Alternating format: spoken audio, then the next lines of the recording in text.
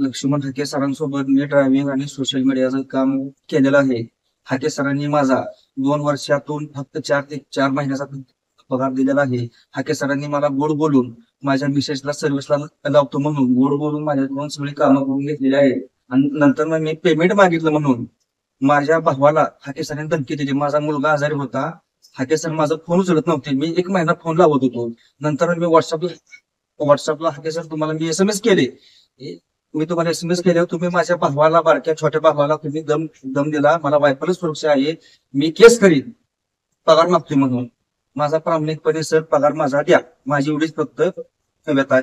अमोल मिटकरी, तू माझ्या पर्सनल विषयावर बोललास म्हणजे या प्रश्नाची उत्तर मिळाली. ड्रायव्हरचा पगार मी दिलाय आणि जर तुम्हाला नाही दिला असं म्हणायचं असेल, अरे मी साधा चळवळीतला कार्यकर्ता आहे. माझ्याकडं बारामती ॲग्रो सारखा अकाउंट नाही ना, माझ्याकडे एखाद्या कारखान्याचा अकाउंट नाही ना ते ड्रायव्हरला पगार दिलेला ते मला दाखवायला. माझ्या कार्यकर्त्यांनी कधी 5,000, कधी 10,000, कधी 20,000 त्या मुलाला दिलेत. चूक आमची एवढी झाली की त्याच्यावर त्याची सही घेतली नाही. तो ड्रायव्हर हा आमचा कार्यकर्ता आहे आणि प्रश्न आर्थिक आहे. एका क्षणात त्याचा पगार आम्ही द्यायला लावू, पण हे सरकार, हा अमोल मिटकरी गर्दुल्ल्या, अजितदादा पवार आमचे 10,000, 20,000 कोटी आमच्या लोकसंख्येच्या प्रमाणामध्ये आमच्या ओबीसीला विजयंतीला देणार आहेत का? माझ्यावर पर्सनल अटॅक करून तुम्हाला काहीही मिळणार नाही. हा लक्ष्मण हाके बोलायचं थांबणार नाही. लक्ष्मण हाके बोगस प्रमाणपत्र सादर करून आयोगामध्ये सामील झाले असे आरोप. हे बघा, मी राज्य मागासवर्ग आयोगावर झालो ते गव्हर्नमेंट रिझोल्युशनद्वारे झालो, GR द्वारे झालो.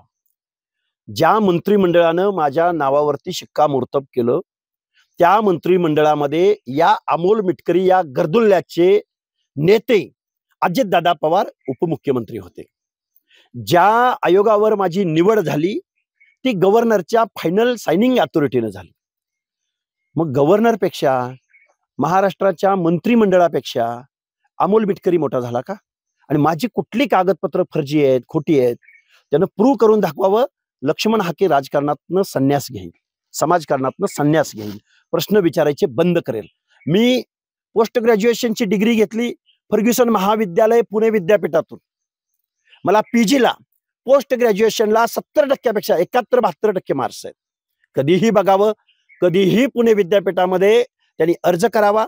मला जर MA ला ह्याच्यापेक्षा कमी मार्क्स पडले असतील, ते जर माझं सर्टिफिकेट डुप्लिकेट असेल तर जे या व्यवस्थेत जी शिक्षा आहे ती भोगायला मी तयार आहे. हाके साहेब, ह्या सगळ्या ज्या घडामोडी घडतायत याच्यामध्ये आरक्षणाचा मुद्दा थोडा बाजूला कुठे जाता असं वाटतं? हे बघा, गेल्या कित्येक दिवसापासून या महाराष्ट्रामध्ये वाघ्याच्या प्रकरणावरून असेल, वाघ्या या श्वाना संदर्भात महाराष्ट्रामध्ये खूप मोठा एक माहोल तयार झाला.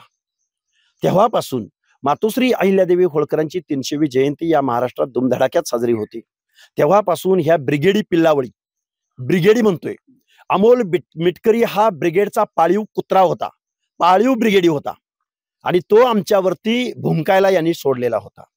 त्यामुळं आमच्या चळवळी, आम्ही या ओबीसीचे, गावगाड्यातल्या सर्व लोकांचे आम्ही हक्क अधिकार टिकवण्यासाठी भांडणार आहोत, लढणार आहोत, रस्त्यावर लढणार आहोत.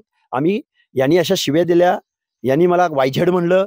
वायझेडने सुरुवात झाली. प्रश्न साधा होता की आम्हाला निधी द्या, महाज्योतीला निधी द्या. साधी एक लाईन होती माझी, अजितदादा पवार तुमच्या अमोल मिटकरींनी मला वायझेड म्हणलं. तिथं पासून पुढं या व्यवस्थेविरुद्धची लढाई माझी सुरू झाली.